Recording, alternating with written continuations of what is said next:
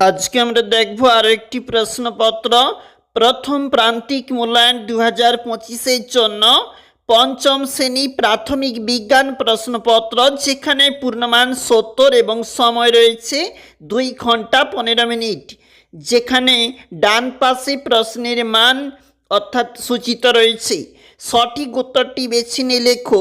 1 × 10 রয়েছে আমাদের বহু বিকল্প ভিত্তিক যে প্রশ্নপত্রগুলি। 2 দাগের যে প্রশ্ন শূন্যস্থান পূরণ করো, সেখানে 2 × 5 = 10 রয়েছে প্রশ্নের মার্ক। এটা হচ্ছে 2 নাম্বার পেজ, যেখানে 3 দাগে শুদ্ধ অশুদ্ধ নির্বাচন রয়েছে। শুদ্ধ, যেখানে দেখো 1 × 5 রয়েছে প্রশ্নের মার্ক। 4 দাগের প্রশ্ন বাম পাশ এবং ডান পাশ যেখানে মিল করতে বলা রয়েছে, সেখানে রয়েছে 5 নাম্বার।